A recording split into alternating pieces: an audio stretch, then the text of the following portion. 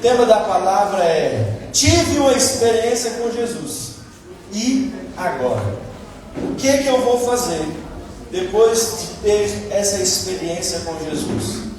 Cadê o pessoal do encontro? Quem teve uma experiência com Jesus ontem? Pergunta assim para mim agora: e agora? O que eu vou fazer?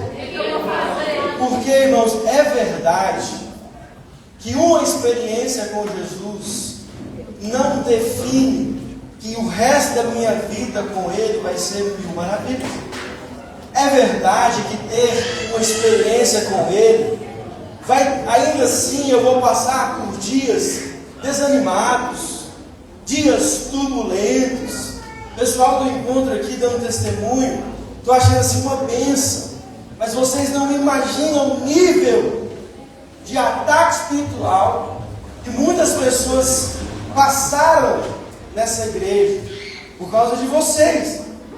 Não que a culpa seja de vocês, nós quisemos servi-los, mas desde o início, na minha vida pessoal, foi um ataque. Você tem ideia, a Janine, uma das nossas diaconisas aqui, que está pregando no encontro, durante a semana o marido dela bateu o carro numa árvore, quebrou a perna, quebrou a costela, está acamado, ficou internado, foi para o hospital de base, entre várias outras coisas. Então, ter uma experiência com Jesus não define que o resto da minha vida vai ser mil maravilhas com Jesus, mas significa que Jesus estará em cada um desses momentos.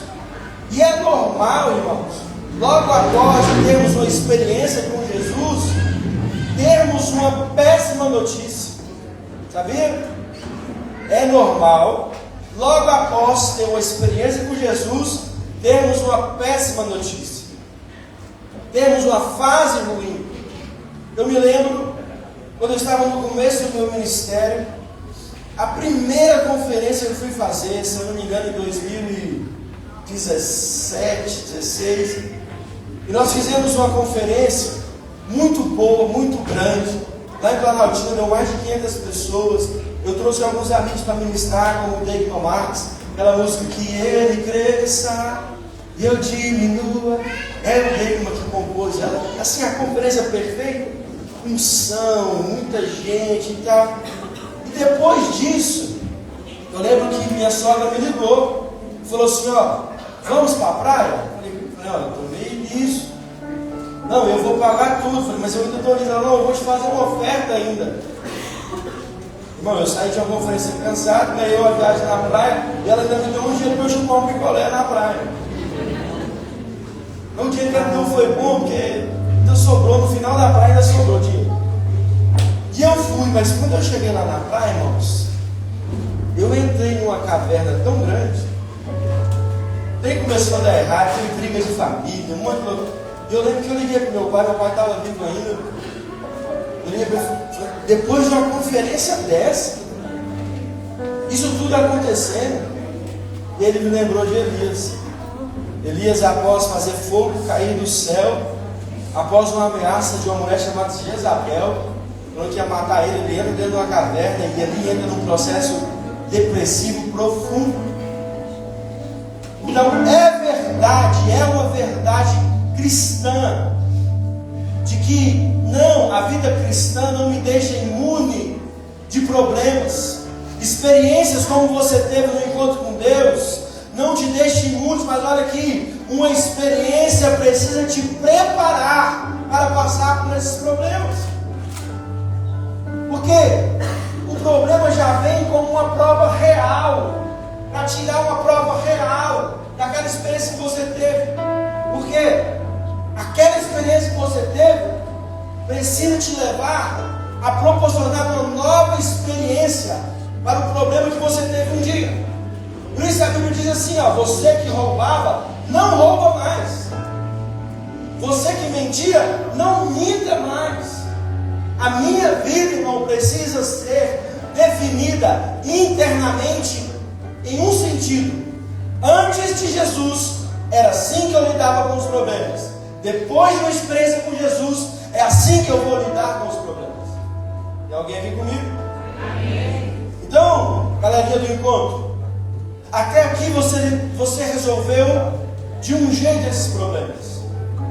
Mas o que vai definir se você teve uma experiência com Jesus mesmo é você passar a resolver os problemas de outro jeito. Não dá para você recorrer mais diante das suas fragilidades emocionais. Não dá para você recorrer mais ao pecado. Não dá para você recorrer mais aos vícios. Porque os vícios, seja ele qual for, droga, bebida, pornografia, jogo, qual for, as pessoas recorrem no momento de fragilidade emocional. Ela não é. Deu alguma coisa errada, a esposa brigou, o pai brigou, perdeu o emprego, nós corremos para o vício a fim de promover dopamina, a fim de promover adrenalina, e aí nós caímos. Mas olha aqui para mim, eu descobri que quando eu entro na presença de Jesus, a minha dopamina também acontece. Eu descobri que na presença de Jesus, os meus hormônios também reagem. Eu descobri que existe um lugar que não é uma fuga, é em Deus. Eu não posso ter apenas como a necessidade, mas eu posso desfrutar dos prazeres em Jesus. Dias ruins virão. Eu estou aqui para te dizer, para te afirmar. Mas o que é que vai mudar, pastor? O mundo vai mudar? Não, o mundo não vai mudar. Algumas pessoas já me procuraram de ontem para hoje. Sabe o que eu ouvi de ontem para hoje? Pastor, eu estava com um encontro, foi uma vez, mas na hora que eu cheguei em casa, estava tudo do mesmo jeito. Vai ser assim. Porque Jesus não está mudando o mundo, Jesus está mudando você, irmão. Jesus não vai restaurar esse mundo está em decomposição. Mas olha aqui, o meu espírito e o seu espírito, a Bíblia diz que se renova dia após dia. Romanos capítulo 12 diz, para nós renovarmos a nossa mente. Então olha aqui para mim. Quando você ora e tem a sensação que Deus não está te ouvindo, como que você reage? Porque é outra verdade de que no meio do nosso tempo com Deus, às vezes parece que Ele fecha a torneira e Ele some de repente. Às vezes parece que a nossa vida espiritual está tão bem, está tão boa, e de repente a gente não sente mais nada. O que revela quando o Senhor para de te fazer sentir? Quando o Senhor para de gerar os arrepios que você gosta de sentir? Quando as lágrimas secam? Para onde você vai nesse momento? Muitos esfriam, outros aumentam a lenha. Deixa eu te falar, irmãos, é igual na academia. Não parece, mas eu estou na academia. Parece, não parece? Mas na academia chega um ponto assim que você não desenvolve mais. Você está pegando ali 50 quilos de cada lado no supino e já chegou, né, Vinícius? Não é assim? Mas chega um momento que aqueles 50 quilos de supino já não faz mais nada com o seu corpo. Mas o que é para fazer? Então já que eu não vou crescer mais com 50 quilos, agora também eu não vou para a academia mais.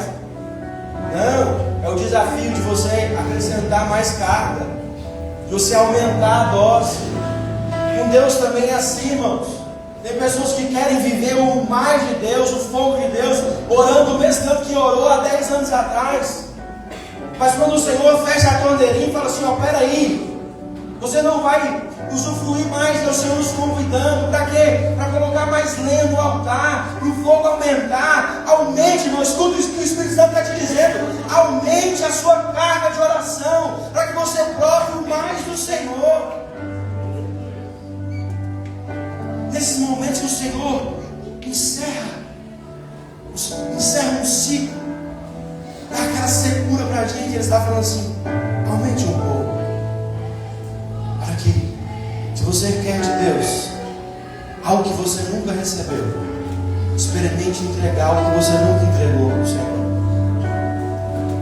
Eu não conheço nenhum homem da Bíblia que não foi fortemente Cite um homem aí da Bíblia, cite aí antes, qualquer um. Qualquer um. Jó. Jó não foi morto. Perfeito, seu exemplo foi perfeito.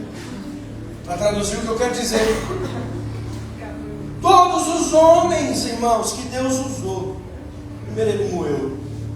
Passou por provas. Passou por tempos de deserto. A Bíblia vai dizer que ele não poupou o próprio filho. Esse evangelho positivista que vemos por aí não está na Bíblia. Porque Jesus disse: no mundo tereis aflições. Por que eu estou falando sobre isso? Porque eu estou muito preocupado com quem está com o fogo da emoção aceso, mas a chama do altar apagada. Não. Diminua a temperatura da emoção e começa a colocar lenha no altar, irmãos. O fogo arderá continuamente sobre o altar e não se apagará. Mas a Bíblia diz que o sacerdote colocava lenha todos os dias pela manhã. Tanto aqueles que fizeram o encontro ontem, quanto aqueles que trabalharam. Não tem como, a gente sai daqui cheio, a gente sai daqui transformados. Mas é verdade que muitos que fizeram o encontro um dia já não estão mais aqui. É ou não é, Jeane? A Jeane fez o encontro. Da turma que fez o encontro com a Jeane, alguns nem estão aqui mais. É verdade, irmãos. E alguns vão se perder. Use da frieza espiritual para você aumentar o fogo do seu altar. Olha aqui para mim. Eu não sei se você sabe o que é um altar e como é feito um altar. Mas o altar, eu quero que você pense no altar como um fogão a lenha. O sistema é parecido. Porque debaixo você tem a lenha, em cima você tem o suporte, a base, e por cima da base você coloca o sacrifício. E você ainda coloca um componente de combustão, que no altar nós vamos ter como o azeite. O que são as lenhas? Qual é o símbolo das lenhas no altar? Vou fazer uma pergunta: um carvão é uma árvore viva ou morta? Fala para mim. Eu sei que vocês são muito inteligentes. O carvão é uma árvore viva ou morta? As suas obras mortas, os seus pecados, as suas obras de arrependimento é um componente fundamental para o altar. O que você quer dizer com isso, pastor, na prática? Sim, presta atenção. O pecado na vida de um adorador é lenha no altar. O pecado na vida de alguém que não tem o Espírito Santo, o pecado na vida de alguém que não tem Jesus, é só mais um pecado. Mas quando eu e você pecamos, sendo adoradores, aquilo que veio para nos distanciar de Deus, nos aproxima mais de Deus. Porque aquilo que eu fiz, mesmo que foi errado, mesmo que desagradou o Senhor, eu não uso daquilo para endurecer o meu coração, mas eu uso daquilo para quebrantar o meu coração. Como Davi no Salmo 151, que ele diz: Senhor, não me retire o teu Santo Espírito. Davi tinha pecado, irmão, pecado sério, pecado de adultério, pecado de assassinato. Mas diante de tudo aquilo, ele falou assim: Senhor, se existe uma punição que eu mereça, me dê ela, me tire tudo, mas não me tire o teu Santo Espírito. Irmãos, deixa eu te falar. Talvez eu queria, sei lá, fazer uma faixa e tatuar na minha testa essa frase, porque é uma verdade que eu aprendi no Evangelho. Quando você pecar, irmão, não corra de Deus. Quando você pecar, corra para Deus. Essa é a chave da perseverança. Saber que no terceiro dia Pedro foi perdoado. Saber que todas as vezes que eu recorrer a Jesus, Ele já tem perdão para os meus pecados. Você tem duas opções quando você pega. Ou você vai fazer daquilo lenha para o altar, ou você vai deixar o altar morrer de vez. Mas o altar não se faz só com lenha. Um altar não se faz só com arrependimento e com obras mortas. O altar se faz com sacrifício. E o que é o sacrifício? O sacrifício é aquilo vivo dentro de você, que você decide matar para oferecer como oferta para Jesus. Não existe evangelho sem renúncia, irmãos. Não existe. Jesus vai dizer: aquele que quer vir após mim, negue-se a si mesmo e tome a sua cruz. É fácil. Uma vez uma pessoa falou assim para mim: pastor, eu estou fazendo jejum. Eu falei: é? De quê? Jejum de Big Brother. Não. É uma vergonha. Se eu souber que é crente assiste Big Brother, olha aqui para mim, brincadeiras à parte. Pecar não é um sacrifício, irmão. Não pecar não é algo que você faz, irmão. Deus, eu estou sacrificando o quê? O desejo de pecar. Não pecar é uma responsabilidade básica de quem teve um encontro com Jesus, lutar contra o pecado. Pastor, o que é o sacrifício então? Sacrifício dói, irmão. Sacrifício é Isaac. Sacrifício é um sonho. Sacrifício é a sua maior vontade. Sacrifício é você deixar alguém, porque no final das contas aquele relacionamento não agrada o Senhor, não te aproxima do Senhor. Sacrifício é de repente você deixar um emprego, porque você entende que o Senhor quer te levar para as nações. Esse não é um chamado de todos, mas eu estou dando exemplo de sacrifício, porque eu não sei por que ele é assim. Mas o Senhor nunca chama alguém à toa. É sempre quando alguém está na melhor fase que Jesus resolve chamar. Sacrifício é o símbolo de Isaac, o pai entregando o próprio filho para a morte, que amava mais a Deus do que o filho. Mas olha aqui para mim, nós temos a lenha, nós temos o sacrifício, mas ainda assim lenha e sacrifício não produz fogo. Por isso nós vemos na parábola das 10 virgens 5 loucas e 5 sensatas. Ambas, as 10, tinham azeite. O que elas não tinham? Suficiente. As loucas eram loucas porque tinham pouco azeite, e as sensatas eram sensatas porque tinham azeite suficiente. Até quando? Até que o noivo voltasse. O que são o azeite? O que é o azeite? Azeite, irmãos, é aquilo que nós produzimos. Eu não sei se você sabe como um azeite é produzido. Azeite vem da azeitona, sabia disso? Que é da árvore da oliveira, do pastor Gabriel Oliveira. Eu acabo com os vídeos da mídia toda hora com essas piadinhas. O que eles fazem? Mas como que um azeite é produzido, é extraído? A azeitona é esmagada, a azeitona é pisoteada, passa por um processo onde ela deixa de ser uma azeitona para produzir um azeite. Olha aqui para mim. Olha para mim, se você puder. A dor, a fase ruim, o deserto, o silêncio de Deus vem para a sua vida a produzir o azeite que o altar precisa. Porque onde tem lenha, aonde tem sacrifício e aonde tem azeite, Deus derrama o fogo. Nós clamamos por fogo e Deus clama por azeite. Nós clamamos por fogo e Deus clama por sacrifício. Ingenuidade da nossa parte e de fogo de Deus. Deus queima o meu coração. Deixa queimar, deixa queimar. Não, irmão, só queima quando tem azeite. Nós não produzimos fogo. O fogo vem do Senhor. Nós produzimos aquilo que o fogo precisa. É queimar.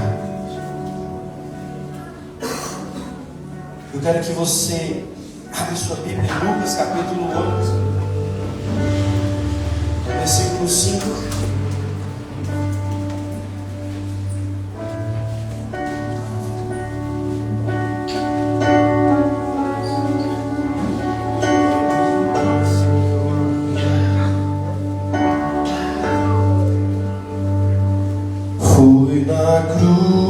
Foi na cruz, onde um dia eu vi meus pecados castigados em Jesus.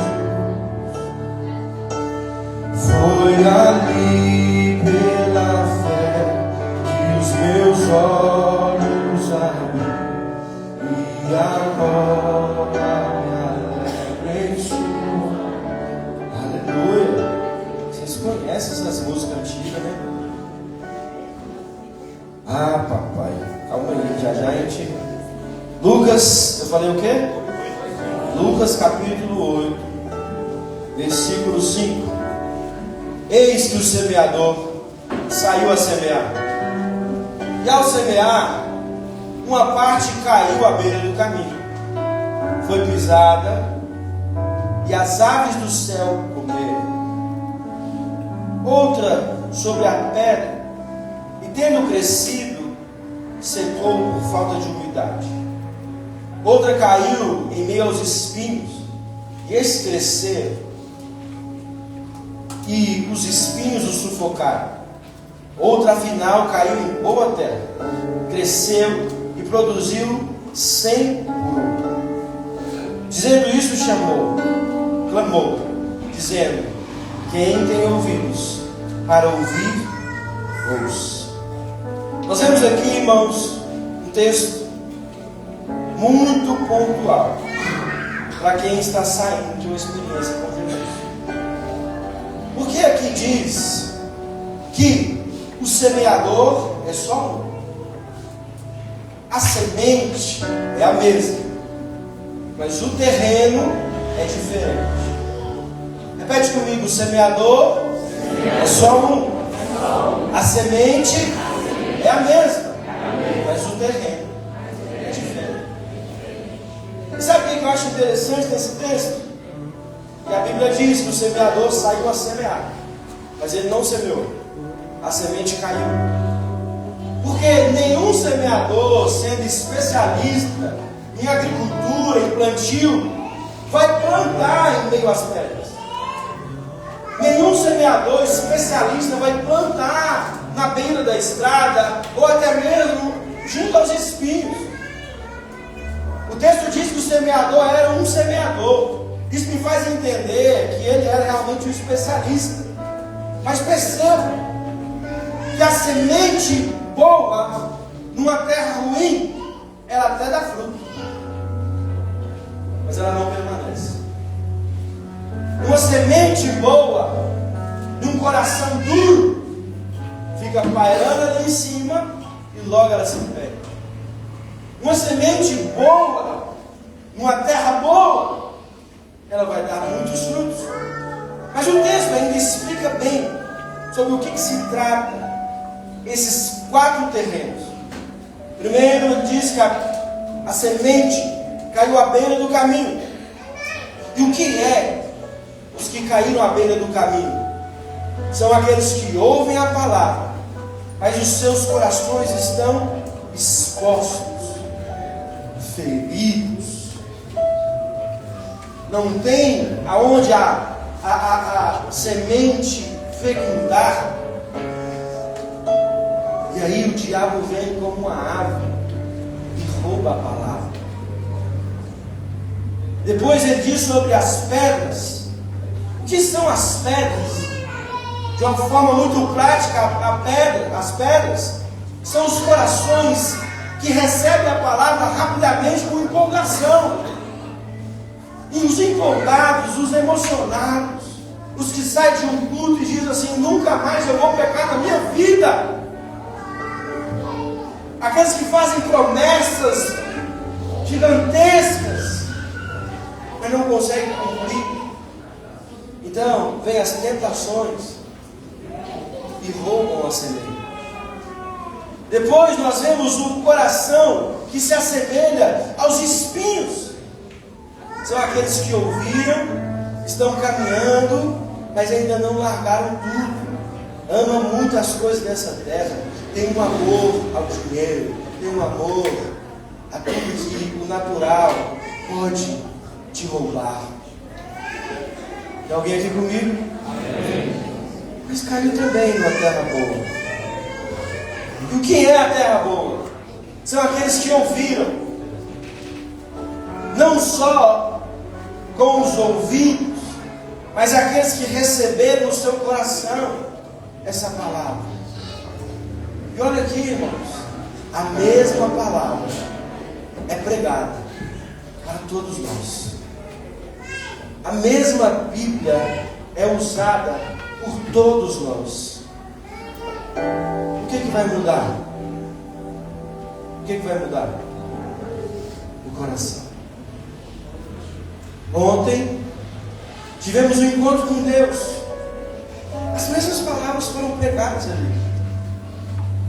Agora, o que vai decidir se você vai permanecer com o que o seu coração, o que o seu coração representa? Porque, irmãos, vai por mim. Uma terra, uma semente boa, ela até frutifica num coração ruim, mas não permanece. Vai fazer com que a semente perfure o seu coração, fecunde o seu coração, mas o seu coração é um coração quebrantado. Na prática, o que é um coração quebrantado? É um coração que não resiste as palavras mais duras dos ensinos de Jesus. E até quando, irmãos, nós vamos ficar resistindo a tudo aquilo que o Senhor tem pedido para nós? Irmãos, para de resistir a Deus. O diabo manda nós resistirmos ao diabo, não resistir a Deus. Eu entendi até um ponto da geometria, muito usado na engenharia, o ponto de sustentabilidade se dá por 3 pontos. Uma estrutura de estabilidade se dá por 3 pontos. E a engenharia usa desses 3 pontos para construir edifícios e prédios gigantes. Sabia que na nossa vida espiritual nós também temos sustentabilidade na nossa estrutura de fé a partir de 3 pontos? Eu quero citar esses 3 pontos para você. O primeiro ponto é uma referência. Repete comigo, referência. Todos nós precisamos de uma referência para nos mantermos em pé, firmes. E a nossa referência está lá em Gênesis capítulo 1, versículo 26. Você pode abrir Gênesis capítulo 1, versículo 26.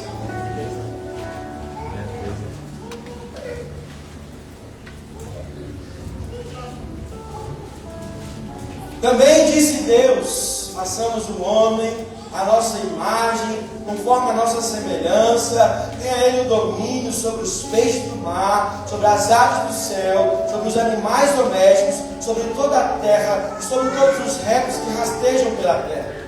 Nós temos um ponto de referência, que é: somos feitos à imagem e semelhança de Deus.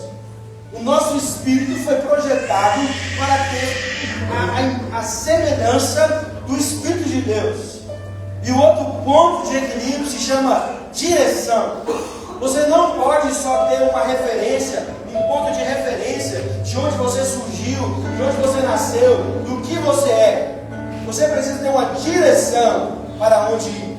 Porque tem muitas pessoas que têm referência, mas já não tem o segundo ponto, que é a direção. Você não precisa só saber o que você é, como você precisa saber para onde você vai. E esse é um ponto fundamental da vida cristã. Porque se eu te perguntar assim: quem você é em Deus? Você vai dizer: eu sou filho, amém? Eu sou filho de Deus, eu sou um servo de Deus, eu sou amado por Deus, o Senhor restaurou a minha identidade. Mas aí se eu te perguntar, então tá, e o que você tem para fazer como propósito dessa terra? Qual é a direção que você tem que percorrer nessa terra? Talvez você já não tenha resposta para isso. E não ter uma resposta para a pergunta, para o ponto de direção, diz que a sua estrutura está fácil de ser abalada. É verdade, irmãos, vai comigo. E muitas vezes o que sustenta a nossa vida com Deus é o que nós temos que fazer para Deus. Eu não sei se você entendeu o que eu disse, eu não sei se você vai julgar o que eu disse. Por quê? Porque às vezes a gente fala assim: não faça nada para Deus sem antes estar com a sua vida alinhada. É ou não é? É ou não é? Não sei se vocês entenderam o que eu disse, vou repetir. Mas a gente tem um jargão cristão que é: não faça nada para Deus sem estar devidamente pronto para isso, a nível de santidade, a nível de caráter. É ou não é? Ok, continuando. Aí eu te pergunto: quem é aquele que está suficientemente pronto, sem erros, sem pecados, para dar continuidade àquilo que Jesus pediu para fazer? Ontem nós falamos aqui no encontro, o que Deus espera de nós não é perfeccionismo, é perseverança. São duas palavras com a letra P, mas com significado diferente. Agora, irmãos, meu tempo de caminhada, se não fosse a responsabilidade daquilo que eu tinha que fazer para Deus, eu acho que eu não teria força para continuar. Por quê? Senso de direção. Eu tenho um propósito para cumprir, eu tenho coisa para fazer. Mas quem não tem nada para fazer, não tem responsabilidade com nada, está muito mais fácil de fraquejar e de parar na fé. Amém? Então você não pode ter só um ponto chamado referência, origem. Você tem que ter o segundo ponto chamado direção. E o terceiro ponto, que é o ponto do equilíbrio, que é exatamente o terceiro ponto que vai fazer você não cair. Eu não sei se você conseguiu visualizar uma figura de 3 pontos, mas nós estamos falando de um triângulo, ok? Que é a base para sustentar muitas coisas. Olha isso aqui, está vendo isso aqui? O pé dessa cadeira, o que é isso aqui? Um triângulo, amém? Porque se fosse 2, ia ficar de pé? Não ia. Se fosse 1, ia ficar de pé? Então isso aqui é o exemplo perfeito que eu estou falando: referência, direção e equilíbrio. Por que eu usei a palavra equilíbrio? Porque o equilíbrio fala de um planejamento. Jesus vai dizer assim: quando você for construir um edifício, calcule o que você vai gastar. Repete comigo: calcule o que você vai gastar. Repete comigo: gastar. De novo: gastar. Nossa, por que isso? Porque o Evangelho é sobre se gastar. Nós aceitamos Jesus, mas nós não calculamos o que vamos gastar, o que vamos renunciar, o que vamos deixar. Nós só fazemos, quando viemos aceitar Jesus aqui na frente, só fazemos as contas assim: Jesus vai restaurar minha saúde, meu casamento, minhas finanças, minha vida. Não. Você precisa calcular o que você vai deixar por Jesus, não o que você vai ganhar. Você precisa, irmãos, ter uma conversão genuína e consciente de que seguir a Jesus vai custar tudo que eu tenho. Eu acho que falta essa consciência. Nossa, mas para que Jesus quer tudo? Jesus não quer te tirar tudo. Jesus quer saber que você é capaz de deixar tudo. Jesus não quer, irmãos, o seu sonho.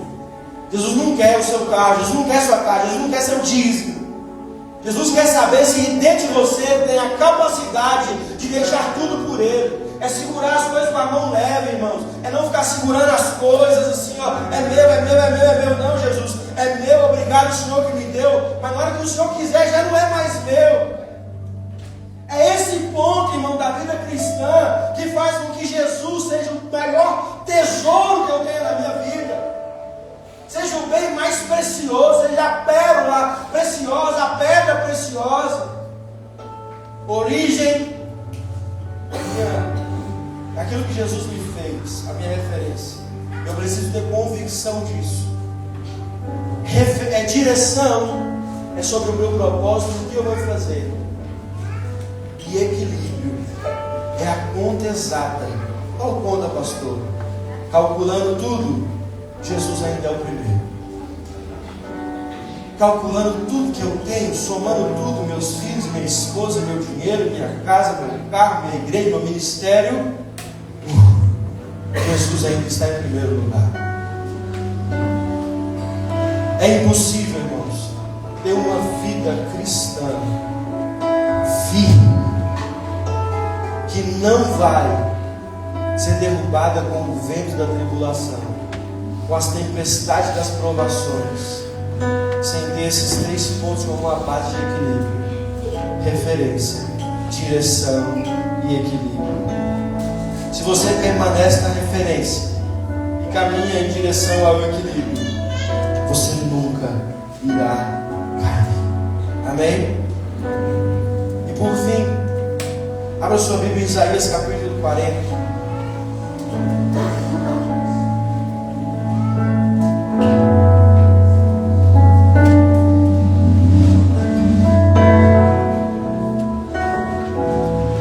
Talvez você não esteja vivendo um tempo de fraqueza, mas é necessário que você aprenda isso, porque esse dia pode vir a qualquer momento.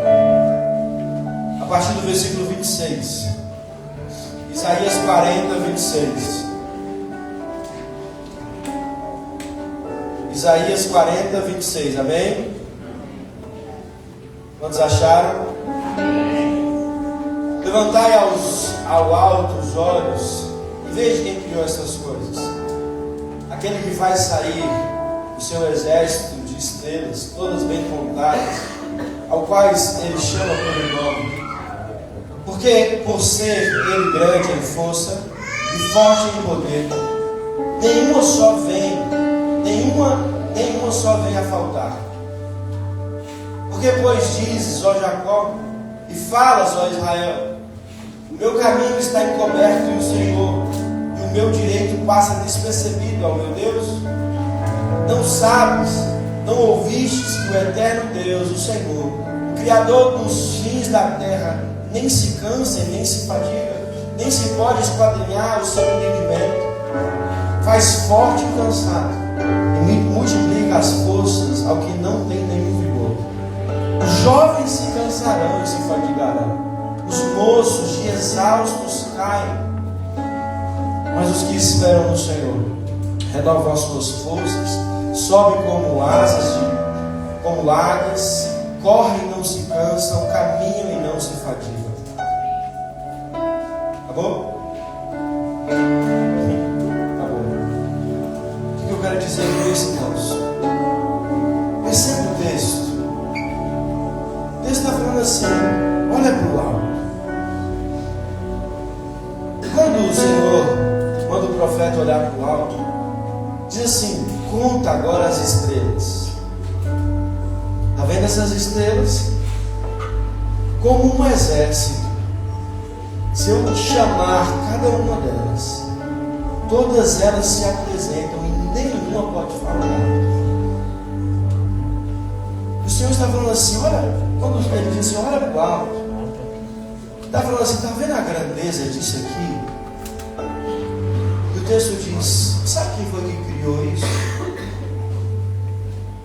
Primeira pergunta que eu quero te fazer, que você vai lembrar no dia do seu cansaço, no dia que você quiser desistir, no dia que a torneira fechar, no dia do deserto, no dia do silêncio de Deus, você vai falar assim: para onde eu estou olhando agora? Porque o texto diz que o problema não é o meu coração aqui, mas é para onde eu estou olhando. O que você contempla agora, o que você observa, o que você admira. vai aumentar a sua fé ou vai abalar a sua fé. Você mudou o foco. Você parou de olhar para o Criador. E quando nós começamos a contemplar outras coisas, nós começamos a perder força, começamos a perder fé. E se um dia tivemos muita convicção de algumas coisas, no cansaço passamos a ter dúvidas. Ela não é? Ou é só eu que sou assim? Cheio de fé um dia, cheio de convicção um dia, no outro dia, será que Deus existe mesmo? Se eu morrer, para onde eu vou? Deus criou o universo, mas quem criou Deus? Perguntas que vão surgindo na cabeça do cansado. Cansaço, irmãos, é um ponto de muita atenção, e que o diabo também está prestando atenção no seu cansaço. Porque tem sementes que vão fecundar em uma mente cansada. No cansaço você começa a duvidar de palavras da sua vida, do seu casamento, da sua vida. E o Senhor está falando assim: para de olhar para a terra um pouco. Para de olhar para as coisas de ordem natural um pouco. Olha para as estrelas. Sabe o que o Senhor está dizendo? Olha para cima. Olha para o alto. E quando você vê as estrelas, você vai ver que alguém criou as estrelas. E quando nós começamos a contemplar o alto, irmão, a nossa fé começa a ser desenvolvida. Quando nós contemplamos as coisas da terra, nós começamos a fazer contas, a imaginar desgraças, pensamentos ruins. Por isso o salmista vai dizer assim: eu elevo os meus olhos para os montes, de onde me virá o socorro? São alguns textos da Bíblia que o Senhor está dizendo assim: para de olhar para as esferas da terra, eleve a sua expectativa para as coisas do alto. E depois ele diz: o cansaço virá. Os jovens de tão cansados cairão, irão desmanchar. O que é que isso me ensina, irmãos?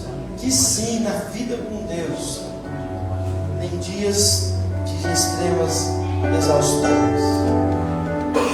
Tem dia que o Senhor entende o seu cansaço. Mas olha aqui, o mesmo texto que diz que eu posso estar cansado, diz também que Ele renova a força daquele que não tem nenhum vigor. É aquilo. O que você vai fazer no dia do pecado, no dia do cansaço, no dia da dor? Porque mesmo, olha para mim, mesmo no seu pior dia, o Senhor ainda te ama. Mesmo no dia ruim. Lembra que nós lemos no Salmo 139? Se eu subir ao mais alto monte, ali o Senhor está. Mas se eu esconder a minha cama no mais profundo inferno, ali também o Senhor está. O Senhor te ama no dia que você está santo. E o Senhor te ama no dia que você pecou também. Eu não sei se você expulsa seu filho de casa quando ele mija na cama. Eu quase expulsei o meu. Ele estava com 4 anos já usando fralda. Me lembrei de fazer mais um dia que você mijar na cama, você vai caçar um deles. Aí ele parou. Não, irmãos, eu entendi que o meu pai, quando eu faço uma sujeira na fralda, ele tira a fralda, limpa a sujeira, joga a fralda fora e me dá outra fralda limpa. Amém? Para de correr de Deus, corre para os braços de Deus. Esse é o segredo, irmãos, para permanecer nele. É saber que nele, é nele, não é fora dele, não é longe dele, Jesus. É somente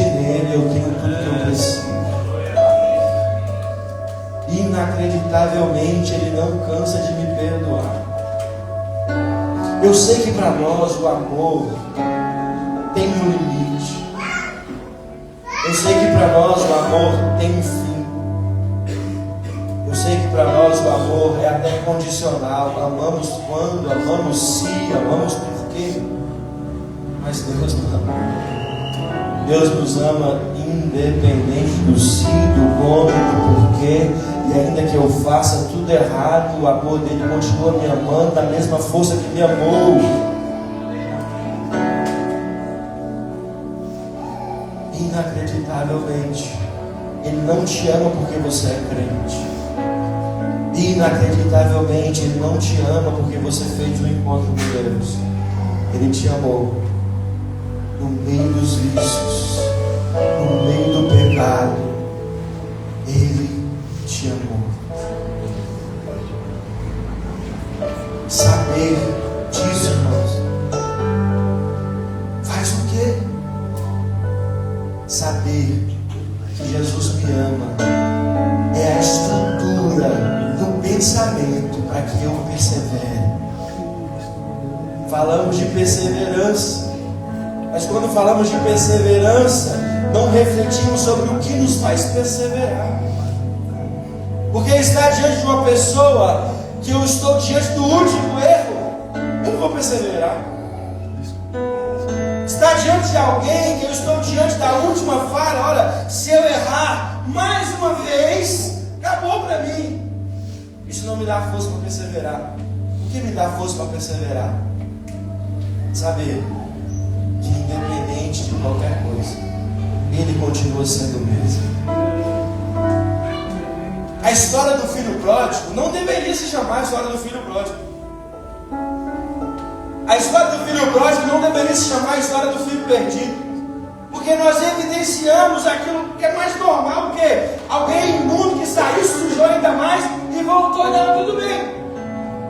O incrível, irmãos, não é o filho que volta depois de pecar, mas é o pai que permanece com o mesmo amor, do mesmo jeito, independente do que aquele filho poderia fazer. O filho volta arrependido, como cada um de nós já passou por isso, e volta: oh, papai, me perdoa, me aceita novamente, então me trate como um dos seus escravos. Só que o filho que tinha mudado se deparou com um pai que não mudou em nenhum milésimo de segundo, com um amor que não se enfraqueceu por nada. E essa história para mim não é a história do filho perdido que se arrependeu, mas do pai que não se arrependeu de nenhuma promessa que fez para aquele filho. E isso fez com que o filho, na hora que estava na lama com os porcos, lembrasse: eu tenho casa, eu tenho pai, eu tenho para onde voltar. Uma vez filho, sempre filho. Por isso que Isaías vai dizer: os que permanecem no Senhor renovarão as suas forças, correrão e não se cansarão, voarão como águias. Irmãos, eu descobri que o segredo para ser renovado não é parar, é continuar. Quando eu continuo, o Senhor troca minha bateria andando. Já viu? É Fórmula 1 pit stop. O cara passa, todo mundo já trocou tudo, continua, vamos, e continua correndo. Mas quando nós paramos e damos voz ao cansaço, eu não estou falando que você não precisa descansar a sua mente. Não estou falando isso. Estou falando que o meu descanso e o seu descanso, olha para mim, o meu descanso e o seu descanso não é clonazepam, não é Rivotril, não é fluoxetina, não é sertralina. Meu descanso e o seu descanso se chama Jesus Cristo de Nazaré. Ele é o meu descanso, Ele é o meu sábado. Devemos guardar o sábado. Se Jesus não fosse suficiente, sim.